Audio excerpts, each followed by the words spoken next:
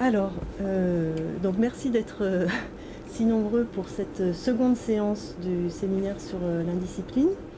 Et j'ai le plaisir donc d'accueillir aujourd'hui Viviane Huys et Denis Vernant, dont la présence est particulièrement bienvenue, puisque Viviane Huys est à l'initiative d'un institut indisciplinaire et que Denis Vernant en est un membre actif.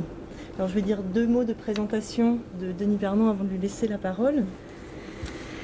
Donc Monsieur Vernant est professeur émérite à l'université de Grenoble, où il a enseigné la logique, la philosophie du langage, la pragmatique et la praxéologie. Il est par ailleurs spécialiste de Bertrand Russell. Ses travaux concernent les théories et la philosophie de l'action, et il rejoint l'Institut indisciplinaire en 2009 au moment de sa création. Ses principaux ouvrages sont La logique standard de Bertrand Russell aux éditions Flammarion, Du discours à l'action aux presses universitaires de France, Discours et vérité aux éditions Vrin, et puis il a proposé une co-traduction du Signe des Trois aux presses universitaires du Liège, et enfin Questions de logique et de philosophie aux éditions Mimesis à paraître. Et avec Viviane Huys, il a produit donc l'indisciplinaire de l'art aux presses universitaires de France dans la collection Formes sémiotiques, ainsi qu'un manuel d'histoire de l'art, théorie, méthode et outils aux éditions Armand Collin. Voilà, je lui laisse la parole. Merci. Donc, Lia Courte, je voulais d'abord vous remercier de votre aimable invitation qui nous permet de revoir des visages connus et très familiers. Alors, la demande pour ce qui me concerne était de vous présenter cet ouvrage, l'indisciplinaire de l'art. Bon, alors j'ai résolu non point de parler en détail de l'art avec une majuscule, mais de me centrer sur la méthodologie indisciplinaire que nous avons adoptée pour rendre compte de ce phénomène complexe. Alors, j'essaierai d'être bref pour qu'on ait le temps de discuter. Je vais d'abord insister sur la méthode indisciplinaire dans une première partie. Ensuite, je montrerai comment cette méthode peut, et à notre sens doit, s'appliquer à l'art, avec une majuscule. Et en troisième partie, je rappellerai comment cette méthode est applicable à l'art, justement. Alors, la question de l'indiscipline est une question historiquement datée. Et elle provient du désir de se libérer du carcan disciplinaire qui a été inauguré à l'aube du XXe siècle, avec la naissance des sciences de l'homme, pas des sciences humaines, parce que même les mathématiques sont des sciences humaines. Bon, alors j'insiste pas là-dessus, mais ceci est fondamental d'un point de vue épistémologique. La question qui nous réunit ce soir est historiquement datée. Et avant, elle ne se posait pas. Et d'une certaine façon, des pratiques indisciplinaires étaient monnaie courante. Alors je vous ai donné comme exemple Goethe, Viviane vous parlera de Warburg. On aurait pu en prendre des tas d'autres. Bon. Donc, il s'agit, lorsqu'on a affaire à des phénomènes complexes, de mettre en jeu diverses disciplines et de dépasser donc les clivages, les carcans disciplinaires. Alors ça se voit par exemple pour l'antique question de l'homme. Qu'est-ce que l'homme? Eh bien c'est l'animal qui possède le logos. Comment appréhender le logos, cette fonction très complexe? Eh bien on ne peut le faire que de façon en transgressant les carcans disciplinaires. D'où l'apparition d'interdisciplines à l'époque. Là, on est dans les années 70-80. Première interdiscipline, la pragmatique. La pragmatique, elle intègre la philosophie du langage, la logique, la linguistique, la psychosocio-linguistique, les sciences de la communication, etc., etc. Et c'est pas un hasard si, pratiquement à la même époque, surgit un syntagme sur lequel je ne vais pas m'appesantir, il y aurait trop de choses à dire, surtout d'un point de vue sociopolitique de la recherche, ce qu'on appelait les sciences dites sciences cognitives. Mais ce qui était intéressant dans cette idée, c'est qu'il fallait à tout prix faire converger différentes disciplines, la philosophie, la logique, l'informatique, l'anthropologie, la neurophysiologie, etc., etc., ad libitum. Bon, donc, je me résume, dès lors qu'on a un phénomène complexe et qu'on veut l'aborder à la fin du XXe siècle, il faut transgresser les carcans disciplinaires. Et alors comment? On n'aura pas le temps de rentrer trop dans le détail épistémologique, nonobstant l'importance de la chose. Mais ce qui compte, c'est l'objet, dans sa complexité. C'est la constitution même ab initio de l'objet qui impose les choix disciplinaires. Alors vous savez, parce que j'espère que vous avez tous lu et relu Saussure, que l'objet scientifique n'est pas quelque chose de donné, mais c'est quelque chose de construit. On n'est pas à la fin du XIXe siècle dans l'empirisme naïf. Cette construction de l'objet est cruciale. Elle se fait ab initio à partir d'un choix de point de vue, d'objectifs, de questions qui, ensemble, constitueront une problématisation. Et c'est donc la spécificité et la complexité de l'objet en tant qu'il est construit comme tel qui va imposer l'indiscipline.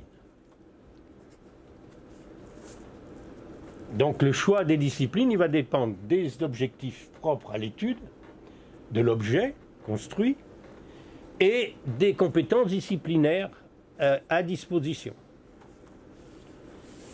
Alors là, il y a un point très très important, c'est que l'indiscipline ne peut admettre aucun laxisme disciplinaire et suppose la maîtrise des disciplines mobilisées.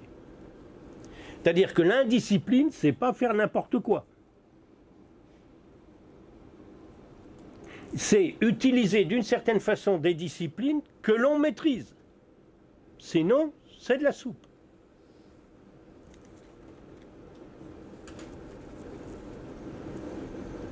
Alors, donc, pas juste à poser les disciplines, mais, et c'est ça la difficulté, et on n'aura pas le temps de rentrer dans le détail, mais là, j'ai le lièvre.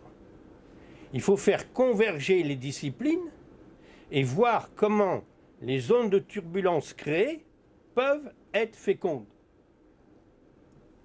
Et ça suppose une grande maîtrise méthodologique des chevauchements, des différences conceptuelles, etc., etc., etc. Donc c'est pas aussi simple que ça peut paraître.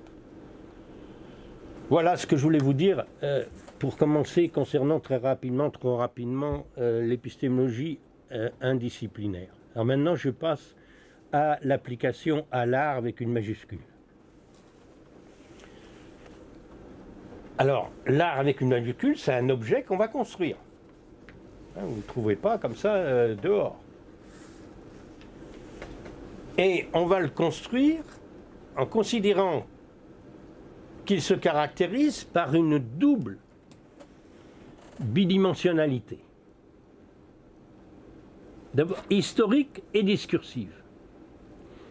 Et historique et en même temps anhistorique. Et discursive au niveau des modalités de médiation et au niveau de l'œuvre. Alors, on va rentrer un tout petit peu plus dans les détails, mais je vous dis, ce n'est pas l'objet essentiel de ma présentation de ce soir que d'examiner l'analyse développée, précise de l'art. Première chose qui me semble très importante, en particulier en philosophie, c'est tordre le cou à une idée courante selon laquelle il y aurait une définition, voire même une essence de l'art. Il n'y a pas de définition et il n'y a pas d'essence de l'art. Il n'y a pas d'art en soi. Il n'y a pas d'art pariétal, par exemple. Je pourrais prendre n'importe quoi, l'art roman. en soi. Alors, quel est l'objet? Eh bien, l'objet, c'est ce que nous, aujourd'hui, appelons art avec une majuscule. Et qui va caractériser un ensemble de pratiques, d'artefacts, d'interventions, de performances, qui sont caractérisés actuellement comme artistiques. Vous voyez? Alors c'est un champ extrêmement complexe et qu'on aborde de façon indisciplinaire, dans ces deux dimensions, historique-anhistorique et discursive. Alors, bon, tout ça je suppose quand même que vous le connaissez bien. L'art est une création historique, comme l'indiscipline, mais c'est beaucoup plus ancien. En gros, ce qu'on appelle aujourd'hui art est un ensemble de pratiques, d'activités créatrices qui naît à une certaine période historique et pas avant. Idem le vocabulaire lié à cette pratique, l'artiste, le chef-d'œuvre, etc., etc. Mais en même temps, cette dimension historique de l'art s'appuie sur une dimension anhistorique qui relève d'un fond anthropologique fondamental et qui caractérise l'homme au niveau esthésique dans son appréhension des formes, des couleurs, des rythmes, des symétries, de l'ordre. Vous voyez? Dimension historique et dimension anhistorique qui s'articulent.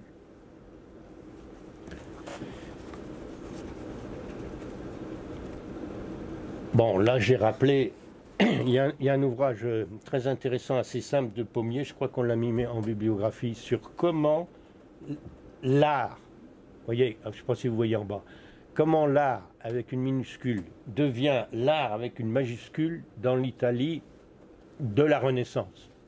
Bon, il y a beaucoup de choses à dire sur la minuscule et la majuscule, mais là je traite que de la majuscule. L'art avec une majuscule est un phénomène historique qui date du Quattrocento et qui a des conditions socio-historiques et politiques et culturelles et religieuses déterminées. Bon, très rapidement, il y a la concurrence des cités, il y a le développement des échanges marchands, il y a l'avènement de l'individualisme possessif dans lequel malheureusement vous baignez jusqu'à vous perdre, qui naît de l'essor du capitalisme industriel. Et puis vous avez aussi, ça c'est crucial aussi, le déclin idéologique de la religion catholique. Bon, tout ça, ça produit une transformation des pratiques qui se caractérisent comme art et qui prennent des fonctions idéologiques, politiques, culturelles et sociales.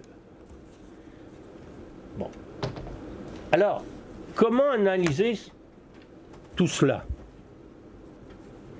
Comment analyser ce phénomène complexe de ce que nous appelons aujourd'hui art? Eh bien, il faut le faire en adoptant, comme bien souvent, une approche praxéologique, c'est-à-dire actionnelle, et se rendre compte du dispositif actionnel qui permet l'émergence de ce phénomène dit art aujourd'hui. Alors, je ne rentre pas trop dans les détails, mais bon, habituellement, dans une vision idéaliste et simpliste de l'art, vous avez le triangle central. Vous avez l'artiste, vous avez l'artefact et puis l'amateur. Et il y a une communication entre les deux à travers l'artefact.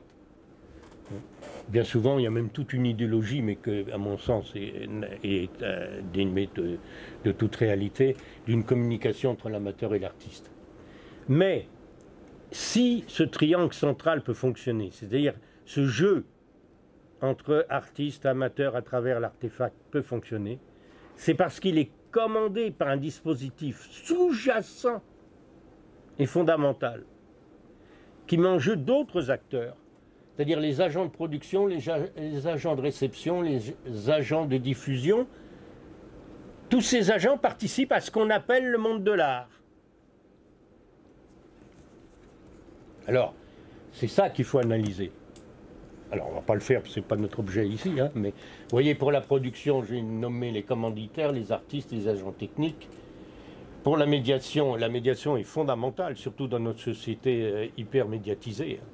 Les conservateurs, les commissaires, les journalistes, les médias, les marchands, etc. Et puis vous avez la réception, les publics, les amateurs, les collectionneurs, les experts, les critiques, etc. Tous ces acteurs participent de ce qu'on appelle le monde de l'art. Alors, j'en profite pour rappeler que ce concept de monde de l'art, qui me paraît très très important, a été inauguré non pas par Danto, comme le croient les 9/10 des théoriciens de l'art, mais par un auteur qui est inconnu en France et qui est très important, qui est un des fondateurs de l'histoire de l'art, c'est Charles Lalo. Et Lalo, on n'a pas le temps d'en parler, mais Lalo est un sociologue, mais il avait déjà compris qu'il fallait une analyse complexe du phénomène artistique et une analyse indisciplinaire et une analyse centrée sur le monde de l'art. Alors, j'en arrive maintenant à la seconde dimension double de ce phénomène complexe qu'est l'art, c'est la dimension discursive. Bon. Et c'est en ce sens-là que notre question de l'art rejoint la question du logos. Parce que l'art est un phénomène humain qui met en jeu la discursivité. C'est même proprement fondamental dans sa pratique même. Alors, de quelle discursivité s'agit-elle? Eh bien, vous avez une discursivité, je vais commencer par le bas, qui est bien connue, qui est assez traditionnelle, qui est celle des productions artistiques elles-mêmes. Des œuvres, des pratiques, des manifestations, des performances.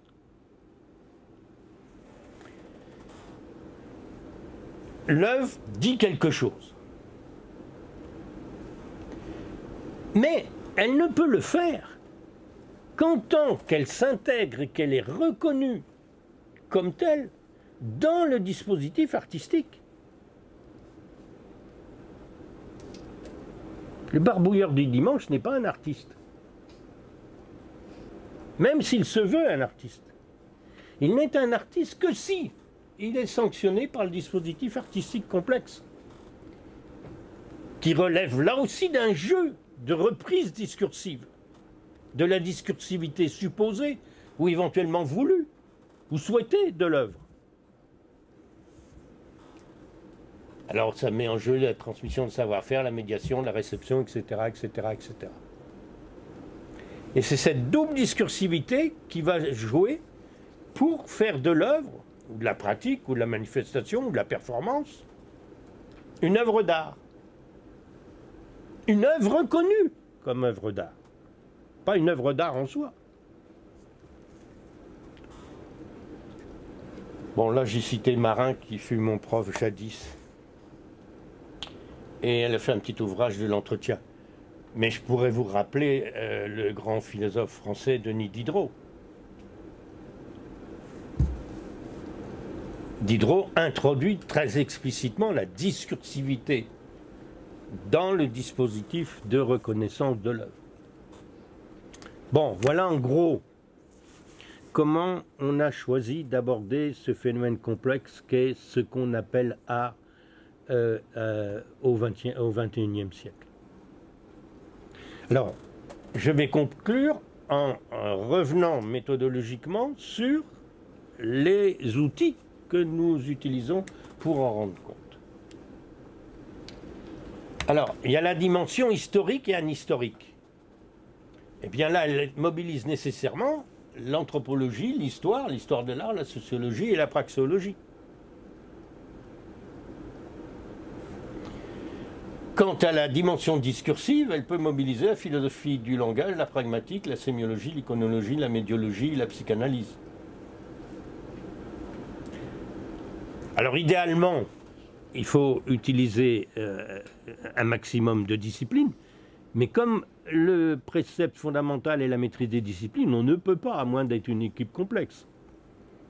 Par exemple, là, on n'a pas vraiment traité ici de psychanalyse. On en parle un petit peu, si je me souviens, dans notre manuel, où l'on aborde Freud.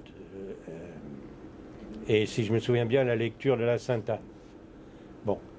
Mais vous voyez que ce phénomène extrêmement complexe suppose de faire exploser les carcans disciplinaires et requiert la coopération complexe de différentes disciplines. Alors, quand vous faites jouer ces disciplines, ben ça crée des turbulences. Et ces turbulences peuvent être fécondes, mais elles peuvent être méthodologiquement, épistémologiquement dangereuses. Donc, il faut les maîtriser. Un peu comme la nitroglycérine. Ça peut servir, mais ça peut péter sans qu'on le veuille. Alors, il faut d'abord utiliser des outils logiques appropriés pour traiter des concepts transversaux, sous-jacents aux différentes disciplines. En particulier, ça vaut pour la logique des relations. Quand vous traitez de l'art, eh bien, vous allez tomber sur des questions d'analogie, de métaphore, de symétrie, etc., etc. Et ça, méthodologiquement, c'est pas facile à maîtriser.